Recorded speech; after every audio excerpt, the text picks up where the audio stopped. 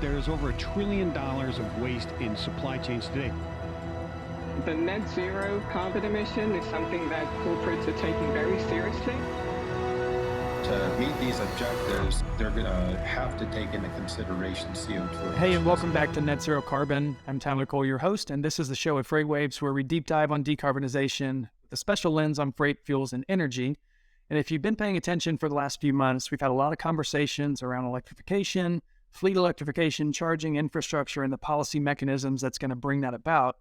That's why I'm proud to bring on Alma Meckler-Pacheco, Program Associate from the Electrification Coalition, onto the show today. Alma, how are you? I'm doing good. Thank you so much for having me today. This is going to be a fun one. You guys are doing a lot of unique stuff in this space, a lot of coalition building, obviously, and I'm excited to have our listeners kind of hear what's going on in the broader ecosystem.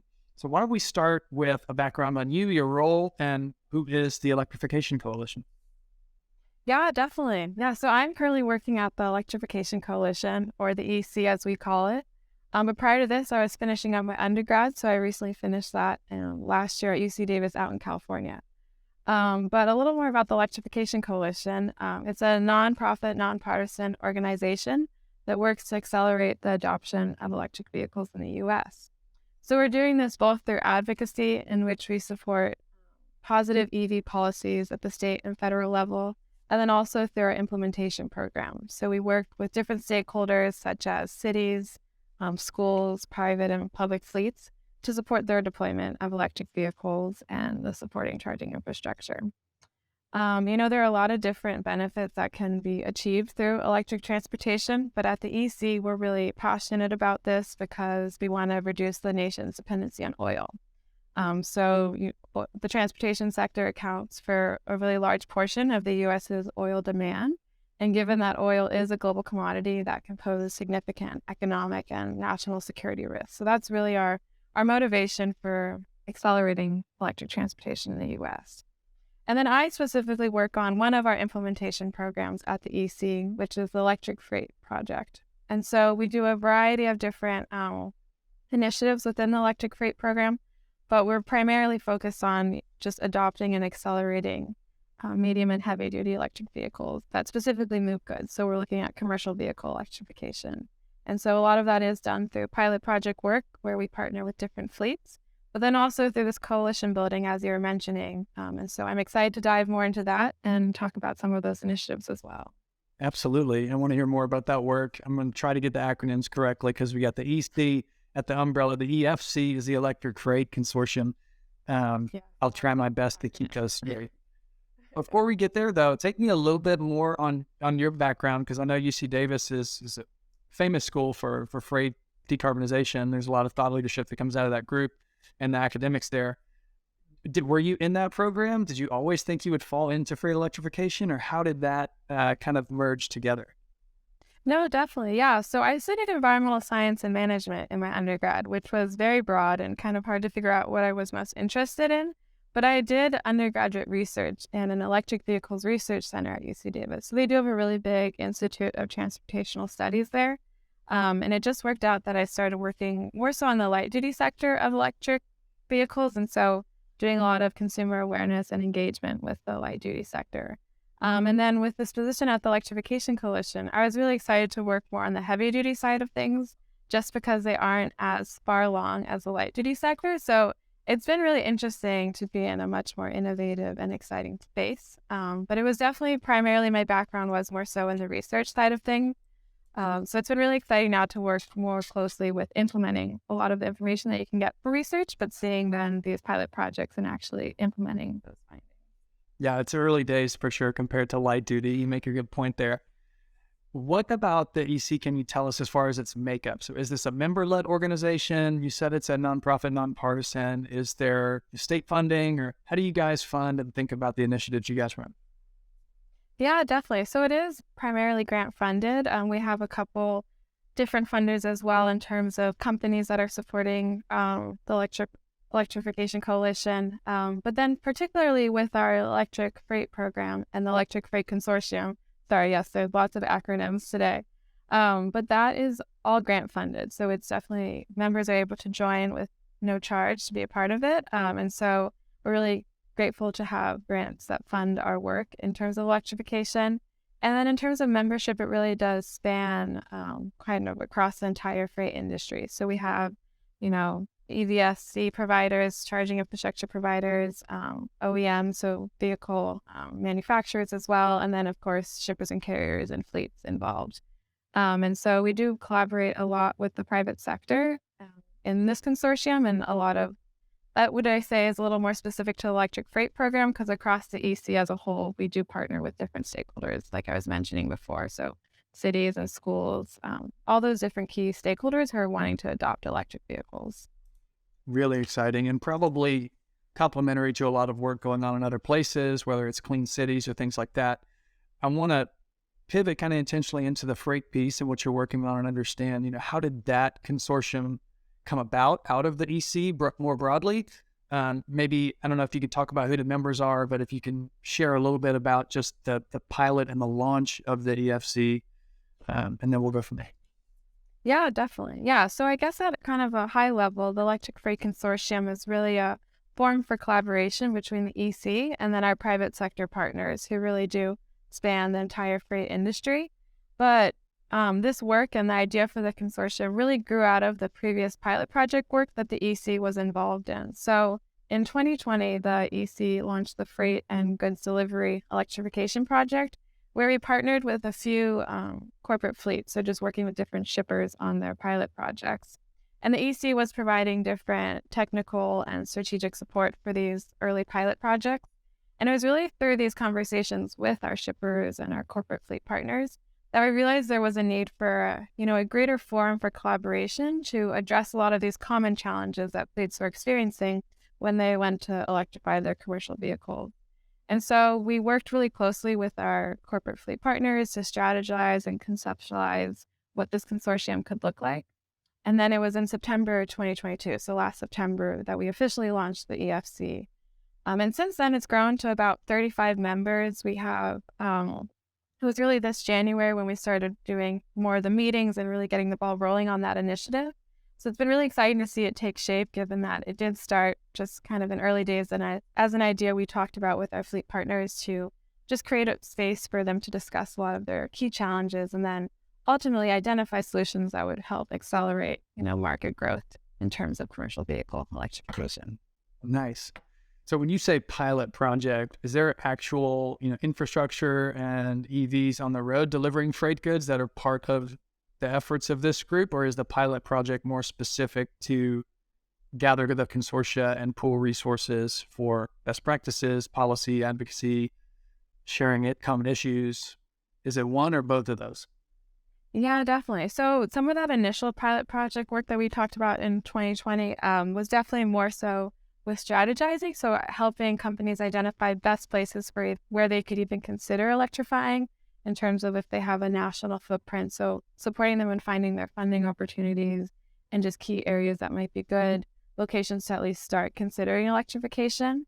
And then now with this consortium, it's definitely more so aggregating those voices and bringing together folks who might be engaged in pilot projects that the EC is not directly involved in or supporting, but then they're involved in this consortium to share a lot of the work that they're doing in those pilot projects.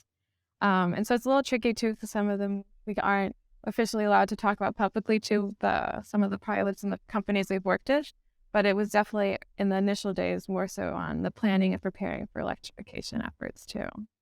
Got it. That makes sense. Can you say, are these geographically confined kind of to California markets or areas maybe where there are bigger incentives, or are you guys seeing membership start to explore EV adoption in other geographies? Yeah, that's a great question. I think right now when we're talking to our members, a majority of them who are doing pilot projects have focused in California or are just looking for areas that have those incentives to make it reduce those upfront purchase costs and make it easier for them to electrify. So definitely a majority of them have focused in on California. But I think that's a big part of the work that we're trying to do is also identifying opportunities that are going to be coming. So what other regions, as this continues to grow and the market continues to grow for commercial vehicle electrification, what other regions and states will be adopting these policies that make it more supportive for fleets to electrify. So I know it's primarily concentrated on the West the East Coast for right now, just in those states that do have more, whether it be purchase incentive programs that make it a little easier for folks. But that's something that we all are hoping to track and continue to grow as well, because eventually we'll want it to be across the whole U.S., but it definitely is following where those policies are in place right now. Makes sense and consistent with everything else we hear. It's policy-led until we can get some scale. We definitely want to continue to see that, so we're grateful for the work you guys are doing. Can we maybe double-click into the work streams that you guys have as part of either the broader EC or within the EFC? It's not just about best practices and member meetings to air grievances and talk next steps, but you guys also do serious work on understanding policy, applying for grant monies, not necessarily lobbying, that's probably not the right word, but advocating for policies, right? Can you talk about some of the other core areas of work? Yeah, definitely. So with the EFC, we've identified 3 different areas that we're really calling as our core areas for market advancement or progress.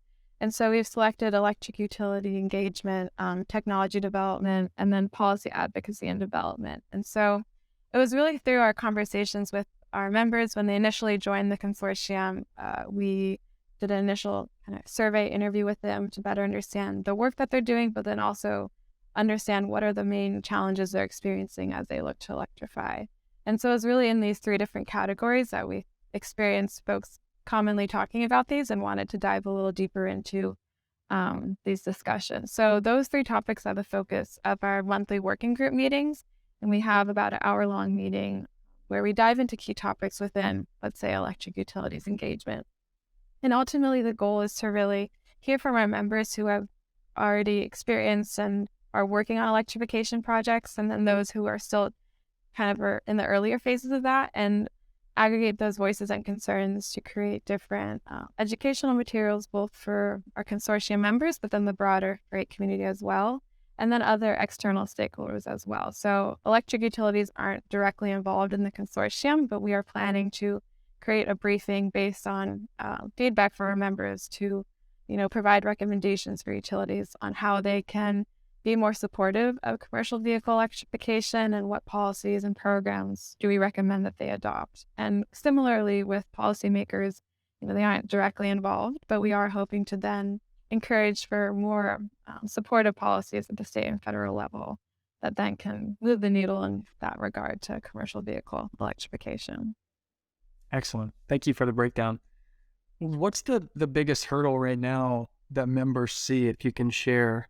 Maybe this is, leaking some briefing information to come later in the year, but, commonly we hear the technology's not ready or it's too expensive. But behind closed doors, I'm curious what members are thinking about how to either overcome those hurdles or work together to advocate for policies to, go further, faster. Can you share some of the kind of the leaked learnings from the members?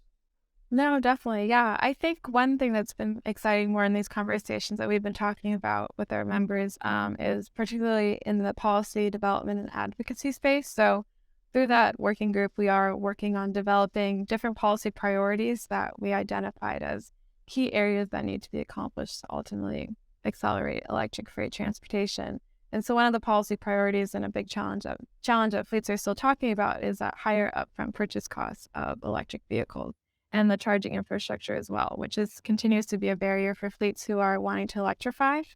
And so we've identified different policy strategies that then can be utilized to achieve and advance those priorities. So a simple example for this higher upfront purchase cost as well is to provide purchase incentives and different funding opportunities for fleets. And so, right now there's been a lot of funding coming from the federal government that is providing then creating different programs that states will be getting that funding through. So for example, with the passage of the Inflation Reduction Act and then the bipartisan infrastructure law, there's just so much funding available to states through these programs like the Carbon Reduction Program, the Greenhouse Gas Reduction Fund, and then the Clean Heavy Duty Vehicle Fund as well.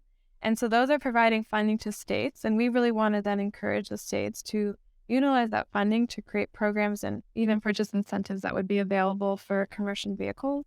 And so that's something that we've been talking a lot with our members is how are these more creative ways can we encourage states and local governments to utilize all this federal funding but not forget about medium and heavy duty vehicle electrification efforts. And so there's actually already in Nevada, they have a state legislation that proposed creating an incentive program utilizing those carbon reduction program funds from the federal government. And then this incentive program would be allowed for commercial vehicle and for fleets to apply to get purchase incentives through that. And so it's really exciting, I think, just to see that collaborative nature and these ideas that are coming out of these meetings. Members in the consortium really do span kind of whether they're more involved in governmental affairs or more involved in the fleet. So it's nice to have those different background and expertise, because then we can brainstorm and understand new solutions and ideas for how to leverage all this funding, but make it more available for medium and heavy duty electric trucks. So I think that's a really exciting space that I've been inspired by the work that we've been able to do in our brainstorming already, and hope to continue utilizing both the EC's expertise and experience in policy implementation to really advocate and encourage states to not forget about commercial vehicle electrification with all this federal funding. Really exciting, and hopefully there's some models that emerge from that can be duplicated across jurisdictions, right? Once you see it starts working and provides opportunities. And in many cases, this is an opportunity for new business to come in, right? Shippers that are looking to decarbonize operations are sort of clamoring for people to bring them solutions. And if states want to take seriously their manufacturing distribution outputs as part of their state revenue pie, this could be a pretty tempting cure in many cases. So I'm really hopeful that there's something really good that comes out of that. I'm curious though, the other, big hurdle in many ways is the charging infrastructure. And since utilities are not a piece of the consortium today, is there, maybe a leap learning internally from interactions with utilities? We hear all the time fleets saying, yeah, it's 24 months before I can get a charger. It's, we've got to upgrade the substation. It's millions of dollars. We can't either jump in with both feet. We just want to try it. There's all of these pain points for fleets. And I'm sure I'm echoing some of the sentiments of your members. Is there a solution on the horizon there that's starting to coalesce? Or is it just, these are what the fleet needs. Let's find ways to bring that to the utilities so they can start to provide solutions. Is that kind of the role of EFC, or is there something else there? Yeah, it definitely is a mix of that, I would say. So I think that's true. There are electric utilities are such a common pain point, and that is why we did select it as one of the areas we really wanted to focus in on. And so there's an interesting dynamic of understanding those key challenges and how can utilities be and make recommendations for utilities on how they can be more supportive of commercial vehicle electrification. And so we do want to kind of discuss those dynamics for folks who have already engaged in pilot projects on how can those dynamics and experience be bettered and quickened as well, so it's less of a barrier. But there's also really, beneficial aspects that utilities are already providing. So some electric utilities have adopted fleet advisory services where they have programs that are specific to helping fleets electrify, where they can assist with fleet planning and site assessments, prepare and plan for interconnection and capacity upgrade. So there are a lot of great programs that utilities are already engaging in. It really, I think, is dependent on that region again. So California has some good examples of different programs where utilities are directly working on commercial vehicle electrification.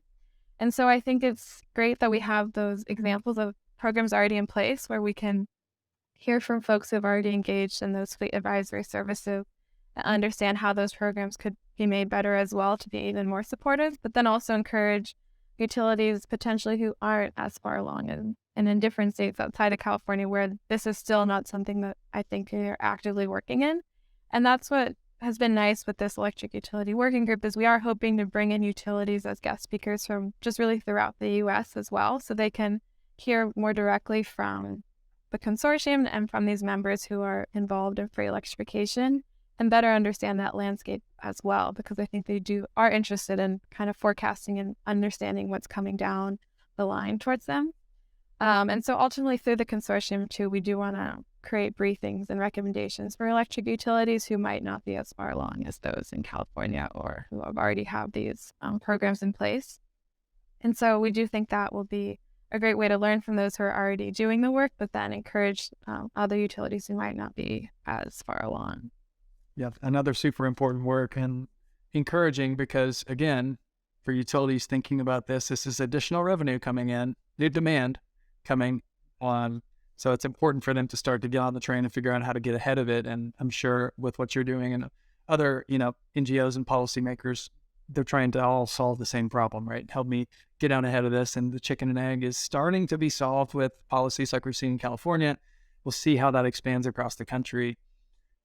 What are you guys thinking for next steps, next work? You've got your monthly member meetings. There's briefings that come out of that. You've got potentially membership expansion opportunities. Like, what do you guys view as the role of EFC going forward? Yeah, definitely. That's a great question. So for the rest of this year, we are really focusing on those 3 areas, and we are continuing to recruit new shippers and carriers and fleets who are interested in getting more involved in electrification efforts. So that's always something that we're also continuing to grow. But As you went there and ask about the expectations for members right there. Oh, For the opening, like if a shipper wants to get involved or a fleet wants to get involved, what should they expect the process to be? yeah, it is a relatively streamlined process, I like to say. Since it is grant funded, we really just like to set up an initial meeting with you all to better understand the work you're doing in electrification, and then we'll add you to our meeting invitations and our email lists as well. We have a newsletter for the Electric Freight Consortium as well that we send out to members. So really get you tapped into the different resources we can provide. And then we just enjoy having you all at our meetings and ask for, engagement during those meetings is the main part of it. So relatively easy process to join, which is nice. But yeah, so in addition to growing out our membership and everything, we have a couple other areas within the electric freight program that we are continuing to expand as well that definitely overlaps with the work from the consortium. So we're starting a new project on shipper and carrier framework dynamics, basically. So this really dives into this area of work, such as for shippers or retailers who don't own their own fleet, but do want to work on electrification efforts to reduce their greenhouse gas emissions and meet those sustainability goals. How can they engage with their carriers to encourage electrification, or how do they go about really still getting electric vehicles in use in their fleet, even if they don't own them? So this will be a really interesting project that I think we'll really get after those questions about how do you still encourage electrification efforts when you don't own the vehicles. And we also have another program that's focusing in on independent owner-operators and smaller fleets. So right now, a majority of those early pilot projects are with really large companies who do have that upfront capital to invest in electrification. But there are so many smaller fleets and independent owner-operators that we don't want to leave behind in this transition. So this project is really exciting too, because I'm interested to better understand, what are the barriers for really smaller fleets and independent owner-operators as they look to electrify, and how can policies and federal funding be made available to them and still encourage the adoption of electric vehicles, or even new, business models and business opportunities for them to electrify as well. And then lastly, the other exciting new thing that we're hoping to get into this year is more around ports. So we are looking to get a little more into drayage electrification efforts as well. So this is all more so within the broader electric freight program at the EC. But again, if any folks today are interested in getting more in touch with those projects, we are looking for, shippers and carriers and smaller fleets and independent owner operators to collaborate with on those projects. So we'd love for you all to connect with us. We have our website at electrificationcoalition.org, where then you can go to the electric freight program specifically on there and find our contact information. And then, as always, feel free to find me on LinkedIn as well. Very active on there. So always happy to connect with folks who are looking to get more involved in this conversation. I love that. And we'll be sure to include links to both your LinkedIn profile and the EFC website in the show notes so everybody can find it easily. Thank you for that perfect segue and plug. This was really informational, and I'm sure there's more we could dive into, but we are running close on time. So I ask every guest that comes on this show this question. And Alma, that is, when you wake up in the morning, why do you think it's important to do this work, to focus on freight electrification? No, that's a great question. I really do it because I am motivated to reduce human-caused climate change, and I really do believe that electric transportation is a really viable solution for reducing the transportation sector's greenhouse gas emissions. And, it's been really exciting to work in a space that is so innovative, and there are still a lot of challenges and barriers to work on. So I am just really excited by the opportunity it poses, though, to reduce a lot of our greenhouse gas emissions and meet those climate reduction goals. And additionally, it's been really inspiring to work in a space with, especially such as the consortium, where we have a lot of stakeholders who are so invested and engaged in this work. And that also really motivates me each day, given all the work that they've been able to do and progress that they've been able to make. It just is a very inspiring and exciting, very inspiring place to be right now. So I'm definitely looking forward to the future and hope to continue seeing this work grow. I love that answer. You're inspiring me. And I love how you started with kind of broader planetary concern themes, but brought it home, because it really is about people too. And the people you're engaging with in the work through the EFC, means everything. So I'm inspired by that, and I appreciate that. I wish you guys nothing but the best, and can't wait to see what the briefings come out, how quickly we can accelerate some of this zero emission freight to be on the road, actually drawing down immediately. No, exactly. Yes, very excited for it as well. Well, thank you so much for having me today. My pleasure, Alma. We'll talk later. Thank you. There is over $1 trillion of waste in supply chains today. The net zero carbon emission is something that corporates are taking very seriously. To meet these objectives, they're going to have to take into consideration CO2 emissions.